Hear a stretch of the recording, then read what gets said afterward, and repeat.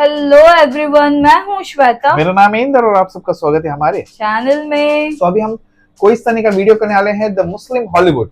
तो आइए देखते हैं। ओके। अलादीन,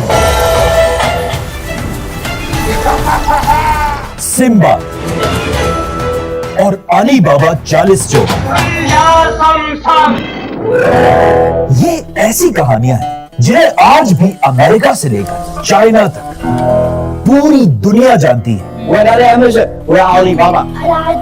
लेकिन अगर इन कहानियों को गौर से देखा जाए तो इन सारी कहानियों में एक चीज कॉमन है। इन कहानियों के सारे हीरोज मुसलमान कैरेक्टर्स हैं। वो तो है। फॉर एग्जाम्पल, दुनिया की सबसे फेमस कहानी अलादीन असल में एक मुसलमान लड़की मैंने एक्चुअली अलादीन के बारे देखा में। नहीं है।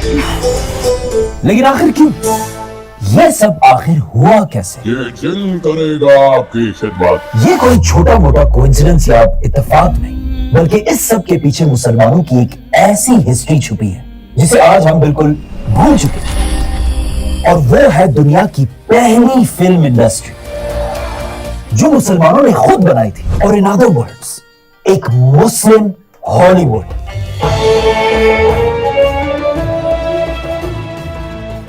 ये ले। अरे अली बाबा, दरवाजा खोलने का राज किसी को मत बताओ। खुल जा सिम सिम, लेकिन पहले पैसे दो। बेहतरीन किताबें और मखलूकात। आज तक दुनिया में मुसलमानों की 3 बड़ी एम्पायर्स रही हैं। खिलाफत राशिदा, बनु उमय्या और अब्बासी खिलाफत। खिलाफत राशिदा वो एम्पायर थी जिसने थोड़े से टाइम में दुनिया की बड़ी बड़ी पावर्स को क्रश किया।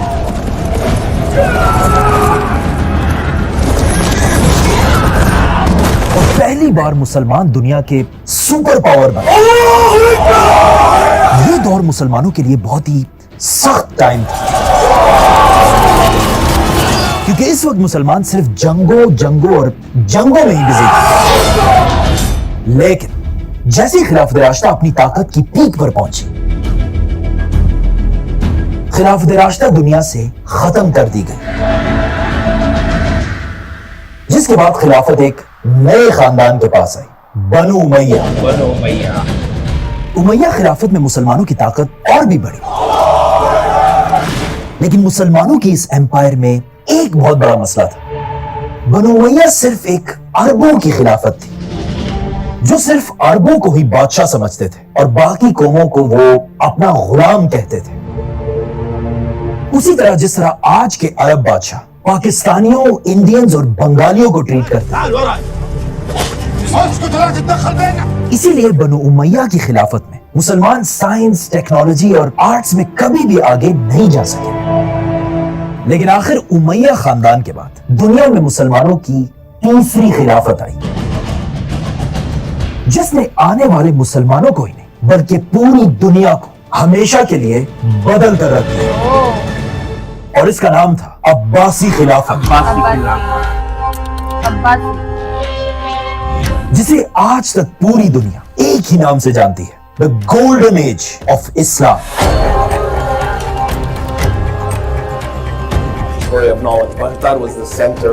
अब्बासी खिलाफत क्या थी? मुसलमानों ने इतनी बड़ी दुनिया फतह कर ली थी कि अब मुसलमानों को और आगे जाने की कोई जरूरत नहीं।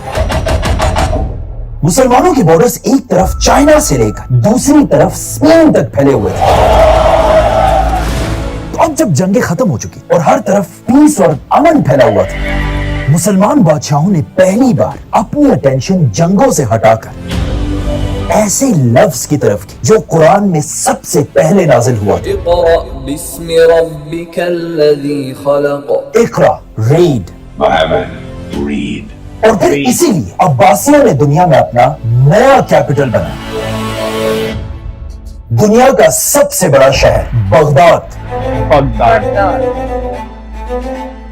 आहिस्ता आहिस्ता ये बात पूरी दुनिया में फैलने लगी कि अगर दुनिया में कोई भी पढ़ना और लिखना चाहता है, वो मुसलमानों के इस शहर बगदाद आ सकता है, चाहे वो मुसलमान हो, क्रिश्चियन हो या हिंदू, कोई भी हो। तो ऑफ कोर्स ये सब देखकर दुनिया में जितने भी स्मार्ट और जीनियस लोग थे, वो अपने अपने इलाके यूरोप, चाइना, इंडिया को छोड़कर बगदाद की तरफ बढ़ने लगे। जिस तरह आज दुनिया के जीनियस लोग अमेरिका की तरफ जाते हैं, International students have come to the US, students studied in the United States. इसी तरह अब्बासी खिलाफत का कैपिटल बगदाद दुनिया के इल्म और नॉलेज का सेंटर बनने लगा।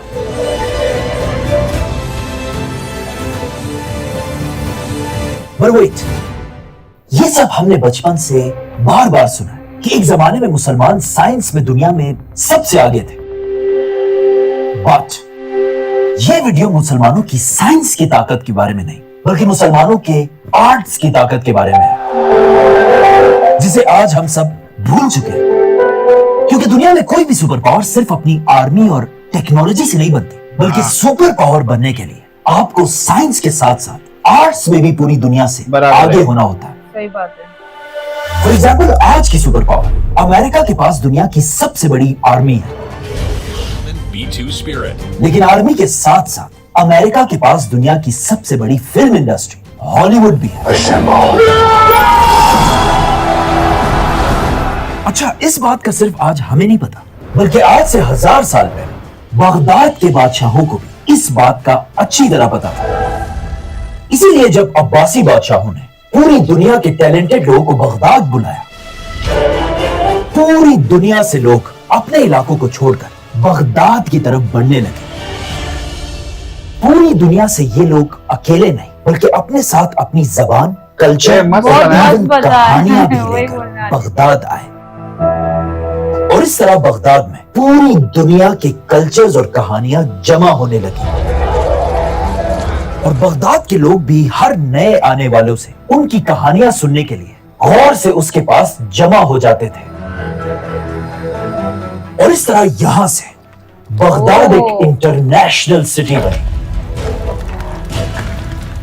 और यहीं से बगदाद में दुनिया की पहली स्टोरी इंडस्ट्री या फिल्म इंडस्ट्री शुरू हुई। तो जिस तरह आज एक फिल्म या मूवी में एक हीरो या एक्टर होता है, Name's Bond.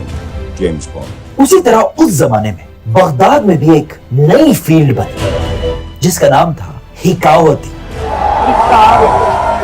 हिकावती एक ऐसा बंदा होता था जो बगदाद के बाजारों में खड़ा होकर जोर जोर से लोगों को कहानियां सुनाया करता था। हुकूमत को आपके बादशाहों की कहानियां, जिन्नात की कहानियां और इवन पैगंबरों की कहानियां। बगदाद के इन हिकावतियों की कहानी सुनने के लिए लोग दूर दूर से जमा हो जाते थे। और अगर उसकी कहानी अच्छी होती थी, उसे बहुत सारा पैसा भी मिलता था। इस तरह आहिस्ता आहिस्ता इन कहानियों का बिजनेस इतना बढ़ने लगा अपने दरबार में कि ये पहली बार एक पूरी इंडस्ट्री बनी। बल्कि यहां तक कि लोग ट्रेनिंग्स लेने लगे कि एक अच्छी कहानी बनाते कैसे हैं।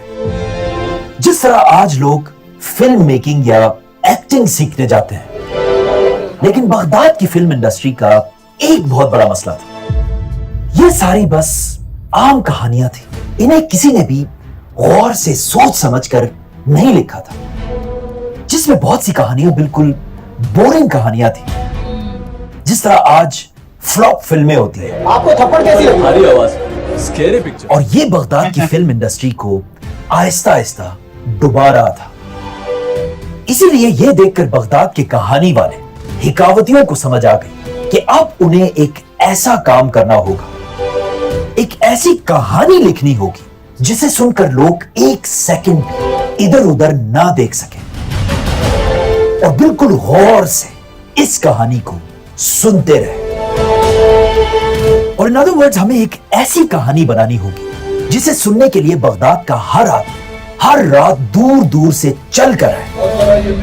जिसके बाद यहां पर बगदाद में एक ऐसी कहानी लिखी गई जिसे बगदाद तो क्या, आज तक पूरी दुनिया नहीं भुला सकती। और इवन आप भी वो कहानियां बार बार सुन चुके हैं। अलादीन, अली बाबा और सिम्बाद जैसी कहानियां। बगदाद के स्टोरी टेलर्स ने मिलकर दुनिया की सबसे बड़ी कहानी पर काम करना शुरू किया और उन्होंने इस कहानी का नाम रखा 1000 और एक रात 1001 nights। Old stories. And they come from the 1001 Arabian Nights. 1001 nights, क्या अजीब सा नाम है, लेकिन इसी नाम के पीछे बगदाद की पूरी फिल्म इंडस्ट्री का सीक्रेट छुपा है। और जैसे ये कहानी पूरी हुई, इस कहानी ने हमेशा के लिए दुनिया की फिल्म इंडस्ट्रीज को बदल कर रख दिया।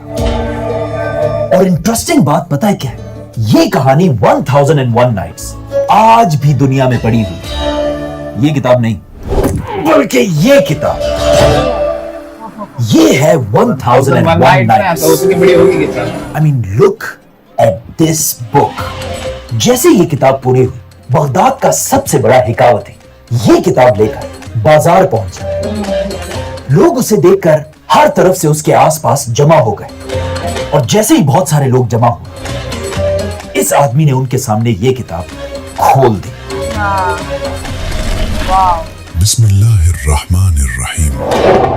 ये कहानी है आज से हजारों साल पहले एक बादशाह की, जो पर्शियन एम्पायर का शहंशाह था,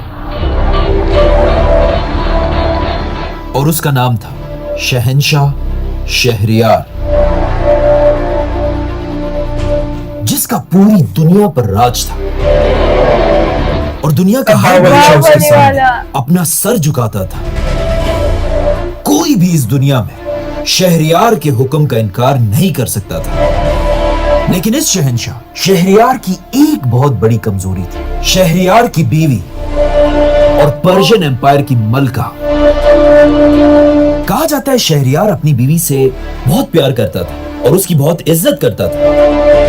लेकिन एक दिन शहरयार जब अपने महल पहुंचा, उसे बताया गया कि उसकी बीवी, जिससे वो बहुत प्यार करता है, उसने शहरयार को धोखा दे दिया।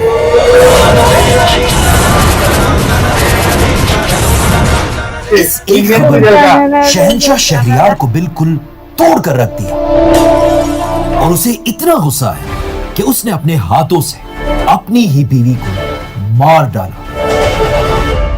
लेकिन अपनी बीवी को मारने के बाद भी शहरयार का गुस्सा कम नहीं हुआ, बल्कि अपने बीवी के धोखे की वजह से अब शहरयार दुनिया की हर औरत से नफरत करने लगा। दुनिया की हर औरत उसे धोखेबाज लगने लगी, और इसी गुस्से में उसने अपने वजीर आजम को हुक्म दिया कि आज के बाद मैं हर रात एक कवारी लड़की से शादी करूंगा। जाओ लेकर आओ। और सुबह होते ही मैं उस लड़की को मार डालूंगा। फिर शहरयार ने अपने वजीर की तरफ देखा और कहा, अगर एक रात भी तुमने मेरा हुक्म पूरा नहीं किया तो मैं तुम्हारा सर उड़ा दूंगा।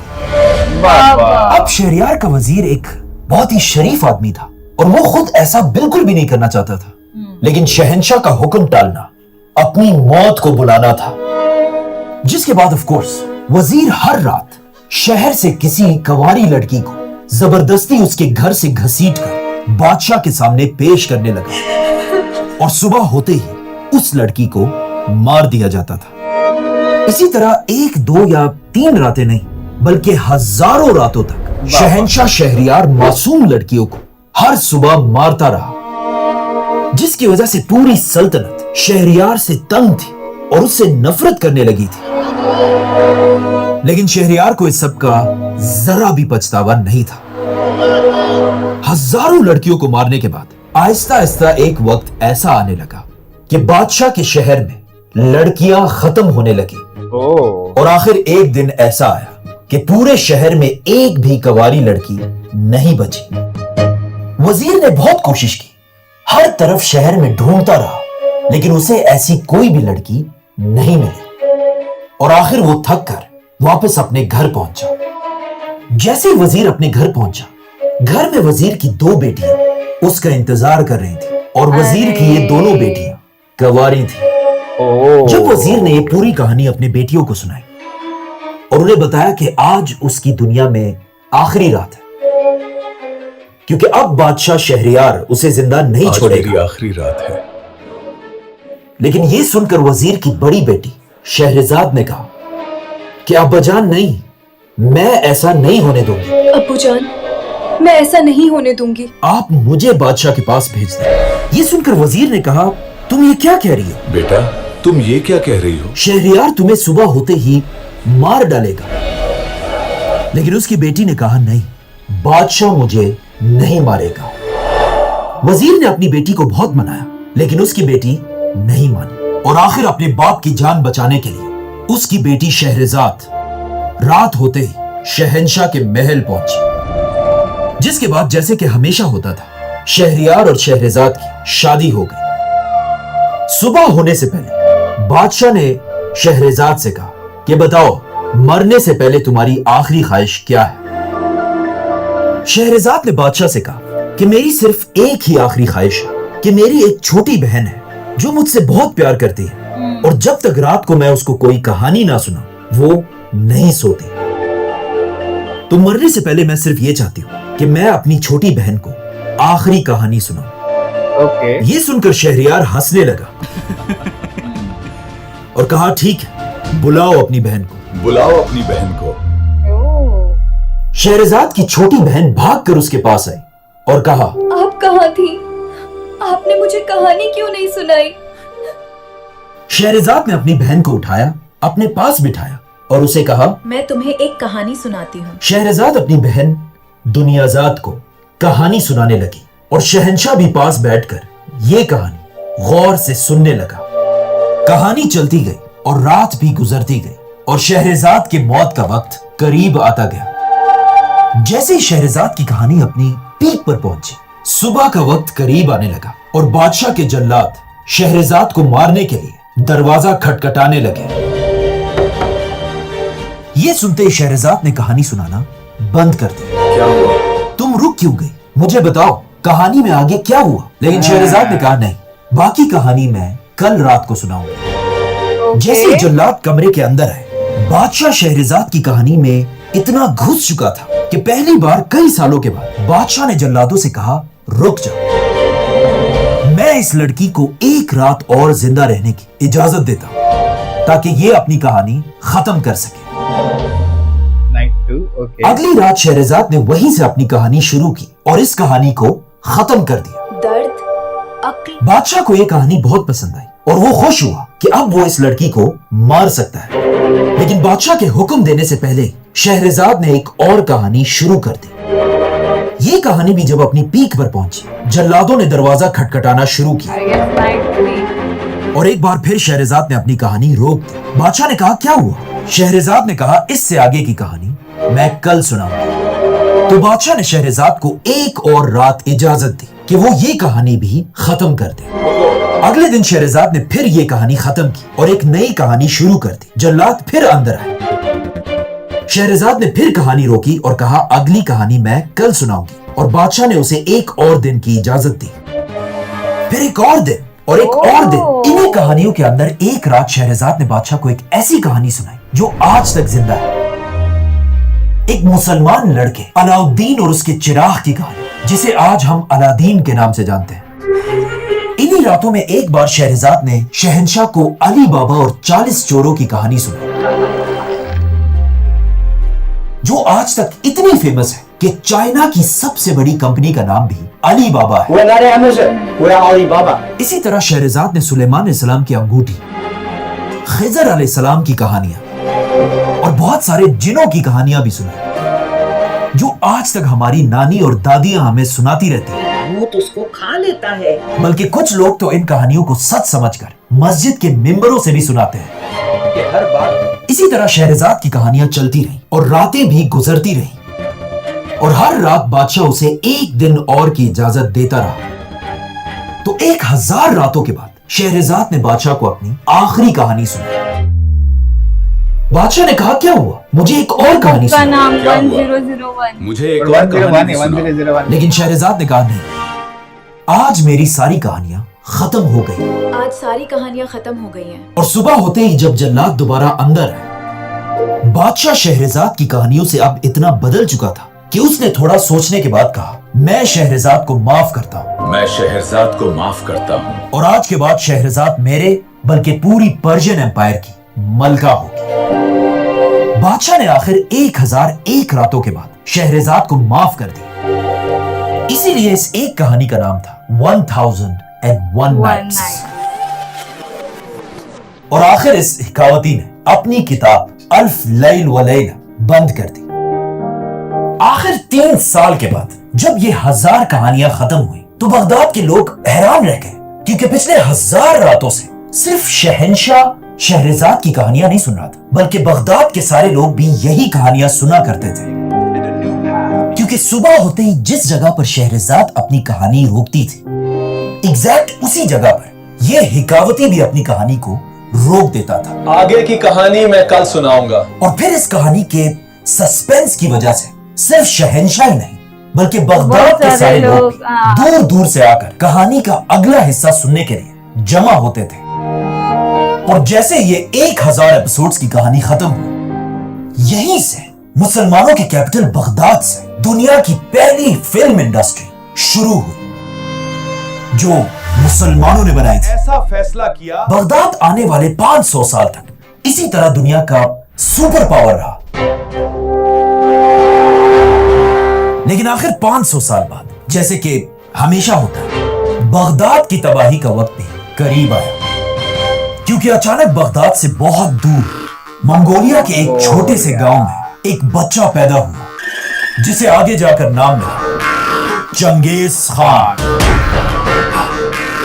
Genghis Khan Aahista Aahista Mongolia से पूरी दुनिया को फतह करते हुए पहली बार बगदाद के करीब पहुंचा। और आखिर इसी चंगेज खान के पोते हलाकू खान ने 500 साल में पहली बार बगदाद को हर तरफ से घेर लिया। लेकिन जब बगदाद के खलीफा ने हलाकू खान के सामने सरेंडर करने से इनकार किया, हलाकू खान ने बगदाद पर हमला करके और बगदाद की सबसे बड़ी लाइब्रेरी में हर किताब को आग लगा दी, इंक्लूडिंग ये 1001 नाइट्स। हलाकू खान ने बगदाद की हर किताब को तो आग लगा दिया था, लेकिन उसके हमले से पहले बगदाद का साइंस और आर्ट्स पूरी दुनिया में फैल चुका था। मुसलमानों के हॉलीवुड की ये कहानी यहां खत्म नहीं हुई, बल्कि बगदाद के 300 साल बाद जब दुनिया के सुपर पावर मुसलमान में यूरोप बना, किसी तरह 1001 नाइट्स की किताब पे यूरोप पहुंची। यूरोप में इस किताब को वर्ड बाय वर्ड फ्रेंच जबान में ट्रांसलेट किया गया, और ऑफ कोर्स ये किताब भी यूरोप में आग की तरह फैली। यूरोप का बच्चा बच्चा बगदाद के अलाउद्दीन, अली बाबा और सिंदबाद को अच्छी तरह जानता था। मतलब बगदाद की फिल्म इंडस्ट्री कभी मरी नहीं, बल्कि वो बगदाद से यूरोप गई। और फिर जब अमेरिका दुनिया का नया सुपर पावर बना, अमेरिका के हॉलीवुड के भी सबसे पहली फिल्में इसी किताब पर बनाई गई। जब दुनिया में पहली बार कैमरा इजाद हुआ, तो दुनिया के पहले कैमरों से भी इसी किताब की कहानियों पर अली बाबा 40 थीव्स की फिल्म बनाई गई। This merchant from Basra is Ali Baba. 1917 में जब वर्ल्ड वॉर 1 चल रही थी, अमेरिका में अलादीन की फिल्म बनाई गई। और इवन आज तक अमेरिका बगदाद की इन्हीं स्टोरीज को बार बार बनाकर बिलियंस ऑफ डॉलर्स बनाता है। Cost over $1 billion at the global box office. मतलब आज से 1000 साल पहले बगदाद में बनाई गई मुसलमानों की फिल्म इंडस्ट्री आज भी दुनिया के हर कोने में जिंदा है। सब्सक्राइब। सब्सक्राइब।